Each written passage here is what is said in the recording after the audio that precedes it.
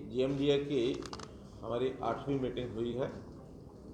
जब से जीएमडीए का निर्माण हुआ है तब से रेगुलर मीटिंग्स हो रही हैं और हर मीटिंग में जो पिछला मीटिंग का एजेंडा होता है उसको हम बारीकी से विचार करते हैं कितना काम हो गया और कितना अगले एजेंडे के लिए हमने प्रपोज किया है। तो सारे विषय वो ठीक से आज विचार हुए हैं। इसमें जो कुछ निर्णय लिए गए हैं, एक पहला निर्णय ये लिया गया है कि जो ईडीसी का पैसा है जो लाइसेंस के बाद हमारे पास आता है, अभी तक वो टाउन कंट्री प्लानिंग के माध्यम से और कंसोलिडेटेड जो फंड होता है स्टेट का उसमें जाता है, वहाँ से फिर विकास के नाते आवश्यकता के अनुसार यहाँ भेजा जाता है। लेकिन उसमें कई तरह के विवाद रहते हैं, कभी पैसा ज़्यादा इकट्ठा होता है कम आता है, कभी कम इकट्ठा होता है ज़्यादा आता है, डिमांड बनी रहती है। तो इसको हमेशा के लिए सॉल्व करने के नाते निर्णय लिया है कि अब ईडीसी का पैसा यहाँ जीएमडीए है और फरीदाबाद में एफएमडीए है, तो इन सब शहरों का जो ईडीसी का पैसा है वो सीधा यहीं रहेगा, वो अब कंसोलिडेटेड फंड में नहीं जाएगा। तो इस साल से ही आगे ये व्यवस्था कर दी गई है। पिछला जो पैसा यहाँ से गया हुआ है उसका रिकंसाइल करके और वो जितना यहाँ का बनता है वो भेजा जाएगा। आज भी 150 करोड़ रुपया प्रदेश सरकार ने और रिलीज़ किया है यहाँ जीएमडीए के लिए। दूसरा एक जो रिसीट रेवेन्यू का है यहाँ का, वह स्टाम्प ड्यूटी लोकल बॉडीज़ के लिए 2% लिया जाता है जो रजिस्ट्रियाँ होती हैं। उसमें तय किया कि यहाँ फरीदाबाद के एरिया का जो स्टाम्प ड्यूटी है उसमें 1% सीधा जीएमडीए को आएगा और 1% अपने अपने एरिया का सीएमजी, अपना एमसीजी और एमसीएम यानी मानेसर और गुड़गांव जो उनका एरिया है उनका 1% उनको मिलेगा। और यही व्यवस्था फरीदाबाद में भी लागू होगी और ये पैसा भी सीधा आएगा। अब ये प्रदेश सरकार को नहीं जाएगा। एक ग्रे वाटर की जो प्लानिंग हमारी पहले से भी चल रही है, उसमें जितना भी पानी ट्रीटमेंट होता है उस ट्रीटमेंट का अभी तक 30% रीयूज होता है। सर, गुड़गांव बड़ा औद्योगिक क्षेत्र बनता जा रहा है, उसके बावजूद सेक्टर 37A को सेक्टर 37B जो कि अपना इंडस्ट्रियल एरिया है उसमें अभी भी सड़कों और जो सीवर की लाइन की समस्या है वो वहीं की वहीं 10 पे बस है, पर उसकी तरफ कोई नहीं ध्यान देता है। सीएम विंडो में भी कई बार काफी सालों से गुहार लगाई गई है, तो अभी तक उस चीज पे कोई निर्णय नहीं। देखिए, कोई पर्टिकुलर एरिया की जानकारी आपने मुझे दी है, मैं अभी यहाँ के अधिकारियों को बता दूंगा कि सेक्टर 37A की कोई पर्टिकुलर व्यवस्था अगर खराब है तो हम ठीक करेंगे। लेकिन ओवरऑल गुड़गांव के जितने प्रोजेक्ट्स लगातार मैं तो 5 साल से देख रहा हूँ एक गति से आगे बढ़ रहे हैं। और ये डेवलपमेंट के प्रोजेक्ट जो होते हैं कोई एक दिन में नहीं बनते हैं, उसकी स्पीड धीरे धीरे बनती है। एक पर्याप्त स्पीड, जैसे हमने जीएमडीए में काम कराया, पिछले साल भी 450 करोड़ रुपए का निर्माण कार्य कराया है। इस बार उसका प्रोजेक्ट उन्होंने 800 करोड़ रुपए का रखा है। 800, 700, 800 करोड़ रुपया एक साल में किसी एक शहर में काम होना ये मायने रखता है। तो उसमें चाहे रोड्स हैं, चाहे सीवरेज की व्यवस्था है, चाहे फ्लाईओवर्स हैं, चाहे अंडरपास हैं, लगातार बन रहे हैं। आज भी जो प्रेजेंटेशन में हमको ये सारे प्रोजेक्ट्स दिखाए गए हैं बहुत जल्दी वो, जैसे मैंने बताया, अगस्त सितंबर तक पूरे होने वाले हैं। और नए प्रोजेक्ट्स भी बहुत से बताए गए हैं जो आगे बनने वाले हैं। Thank you. इनका सबका इनाग्रेशन हो जाएगा। जितने भी मास्टर ड्रेन्स हैं उन सब का भी सफाई कराई जाएगी और बारिश में जो जल भराव न हो, क्योंकि अब आने वाले 1 महीने के बाद बारिश का मौसम शुरू होगा, 1.5 महीने बाद, तो उस पानी जल भराव का पूरा अभी से चिंता कर ली गई है और उसको भी ध्यान रखा जाएगा। ग्रीन बेल्ट्स में जो साइड में ड्रेन्स होती हैं उसको 1-1 फुट और गहरा किया जाएगा, सबको साफ किया जाएगा। रोड्स की इम्प्रूवमेंट खास करके सेक्टर 58 से 67 तक की जितनी भी डिवाइडिंग रोड्स हैं उन सब का इम्प्रूवमेंट जो है वो टाइमली सब किया जाएगा। आज इस अगले वर्ष का 2021-22 का बजट है वो भी रखा गया मीटिंग में और उसको भी हमने पारित किया है। टोटल जो है 1213 करोड़ रुपए का ये बजट है जो रिसीट्स होंगी और एक्सपेंडिचर का एक एस्टिमेट है 1848 करोड़ का है। तो ये लगभग 600 करोड़ का एक डेफिसिट है।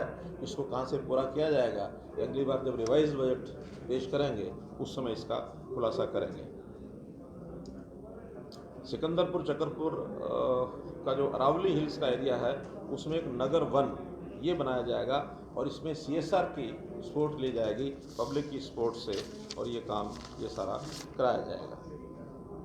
तो इसलिए आज बहुत से जो महत्वपूर्ण बैठक निर्णय लिए गए हैं, आने वाले 6 महीने के अंदर फिर से एक मीटिंग करेंगे ताकि उसमें ये सारे काम पूरे हो जाएं। ये सारे विभागों ने आश्वस्त किया है, गुड़गांव को एक अच्छी नई तस्वीर ये मिले, ऐसा सबका एक मानना है। यहाँ की जो सिटी बस सर्विस है वो अभी एक प्रकार से घाटे में चल रही है, उसके और विस्तार का एक स्कोप कहाँ कहाँ है इसके ऊपर भी विचार करेंगे ताकि उसको दूसरे शहरों के साथ भी जोड़ा जाए। दिल्ली के साथ भी चल रही है, फरीदाबाद के साथ भी इसको जोड़ करके और इसको कैसे रेवेन्यू इसका बढ़ाया जाए, ये भी आज विचार किया गया। आज की बैठक में हमारे केंद्रीय मंत्री अमरजीत सिंह जी का भी उपस्थिति थी, इनका भी मार्गदर्शन हमको मिला है। सब लोगों ने मिल करके और GMDA के काम को कैसे आगे बढ़ाया जाए, इसका एक विचार किया गया। परमानेंट बॉडी है सर GMDA, लेकिन स्टाफ सारा टेम्परेरी है, मतलब सभी रीएम्प्लॉयड वहाँ है, सारे जो कॉन्ट्रेक्चुअल लोग लगाए गए हैं, उनकी वर्क एफिशिएंसी जो है वो बहुत वीक है, उतनी एफिशिएंट तरीके से वो काम नहीं कर पा रहे हैं। क्या GMDA को परमानेंट स्टाफ मिलेगा? देखिए, क्योंकि एक नई बनती हुई बॉडी है, उभरती हुई बॉडी है, पहला एक प्रयोग है हमारा हरियाणा में, हालांकि अब दूसरी डेवलपमेंट अथॉरिटी बन गई है फरीदाबाद की भी, तो हम इसका कोई भर्ती का सिस्टम ऐसा बनाएंगे ताकि इनकी आवश्यकता के हिसाब से जो पोस्ट क्रिएट की जाती हैं, अभी ये सारी पोस्टें जो हैं प्रदेश सरकार के ही दायरे में रखी गई हैं। आगे हो सकता है जैसे लोकल बॉडीज़ की भर्ती की जाती है, ऐसी इसकी भर्ती का नया सिस्टम बनाएंगे तो आवश्यकता अनुसार जितनी भर्ती होगी अपने आप कर पाएंगे। इसका एक विचाराधीन ये विषय है। पूरे प्रदेश में जो बिजली के बिल हैं वो लेकर आ रहे हैं, क्योंकि सिक्योरिटी जो है वो दोबारा से और ली जा रही है। तो लोगों का ये कहना है कि कोरोना से भय नहीं है, खासतौर से इंडस्ट्री वाले डबल मार एक तरह से हरियाणा वासियों। मेरी बात हुई है पावर डिपार्टमेंट में, तो अभी चूँकि 2 साइकिल्स का जो बिल है उसकी उतनी ही सिक्योरिटी लेने का प्रावधान ये बहुत पुराना है, क्योंकि काफ़ी वर्षों से सिक्योरिटी बढ़ाई नहीं गई थी, रिवाइज नहीं की गई थी, लोगों के बिल ज़्यादा आने लग गए। तो जब बिल ज़्यादा आते हैं उसको फिर बीच में कई सालों के बाद उसको रिवाइज करते हैं। लेकिन अभी हमने तय किया पावर डिपार्टमेंट से बात करके कि इसको एक साथ इकट्ठा ना लिया जाए, इसको 4 किस्तों में ले लें 25-25% करके, ताकि हर 2 महीने के बाद जो बिल आए उसमें 25% लेंगे तो साल भर में डिस्ट्रीब्यूट हो जाएगा ताकि लोगों को एक साथ इसका वजन नहीं पड़ेगा। सर गुरुग्राम विकसित हो रहा है लगातार उद्योग, लेकिन पानी की व्यवस्था कैसे हो पाएगी? देखिए, पानी की आवश्यकता तो निरंतर जैसे जैसे विकास होगा वैसे वैसे बढ़ेगी। उसमें जैसे आएगा सर पानी? मैंने बताया ना, एक तो जैसे हमने रॉ वाटर जितना वो तो देना ही देना है, लेकिन रॉ वाटर के बाद जो ग्रे वाटर होता है, वेस्ट वाटर होता है, उस ग्रे वाटर को ट्रीटमेंट करके और उसको भी रीयूज़ किया जाए इंडस्ट्री में, बागवानी में, पार्कों में, जहाँ जहाँ उसकी आवश्यकता होती है इस प्रकार के वाटर की। और उसमें भी अब टर्सरी ट्रीटमेंट के प्लांट भी हम लगा रहे हैं ताकि इसको 5 BOD के आसपास की उसको ट्रीट करके लाया जाए। ये एक रॉ वाटर पोर्टेबल वाटर के रूप में काम आए, पीने के लिए काम आए, बाकी सारी आवश्यकता हमारी उसमें से पूरी हो, इसको हम कर रहे हैं। और फिर भी और जितनी आवश्यकता है उसकी कैपेसिटी बढ़ाने के लिए, जैसे KMP के साथ साथ 100 MLD का 100 क्यूसेक का एक प्रोजेक्ट है वो हमारा पास हो गया, उसको हम लेकर के आ रहे हैं। और इसी प्रकार आगे भी पानी की आवश्यकता जितनी होगी उसको हम वेस्टर्न जमुना कनाल से या भाखड़ा से जहाँ जहाँ आवश्यकता होगी उसको पूरा करेंगे। पानी की कोई कमी नहीं है।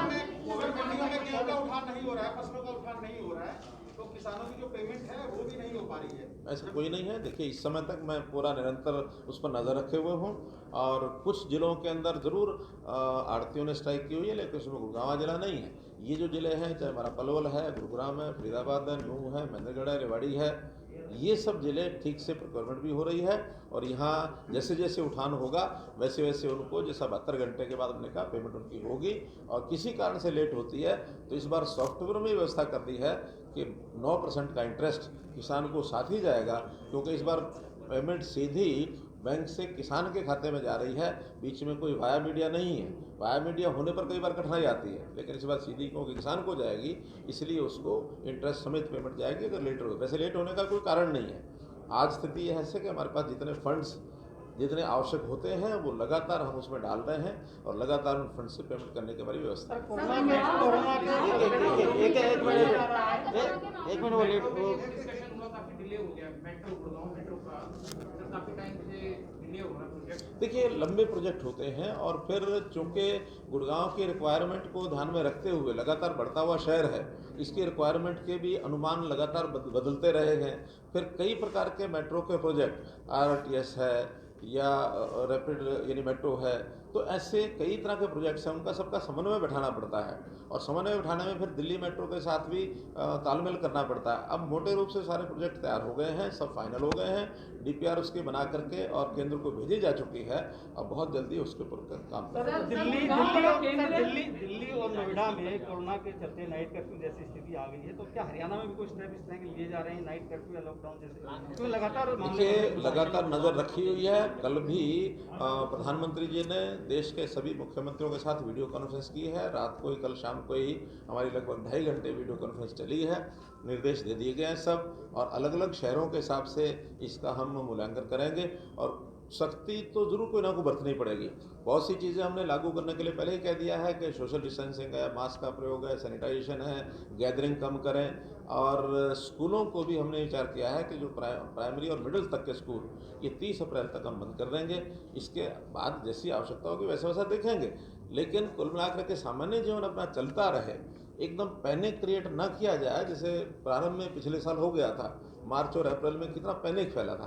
पैनिक ना फैले, व्यवस्था में सारी चीज़ें, चाहे वो प्रिवेंटिव हैं चाहे वो क्यूरेटिव हैं, उसके अंदर इंजेक्शन यानी ये जो हमारा वैक्सीनेशन है, वैक्सीनेशन का भी हमारा प्रयोग चल रहा है। लगातार हमारी जो उसका एक्टिव पेशेंट्स हैं उसका भी हम कर रहे हैं, पहचान कर रहे हैं, उनका इलाज भी ठीक से चल रहा है। इस बार ज़्यादातर पेशेंट्स अपने घरों में ही उनको आइसोलेशन किया जा रहा है। हॉस्पिटल में आने की आवश्यकता बहुत ज़्यादा नहीं महसूस की जा रही। फिर भी हॉस्पिटल में भी हमारी पर्याप्त व्यवस्थाएं हैं, किसी प्रकार का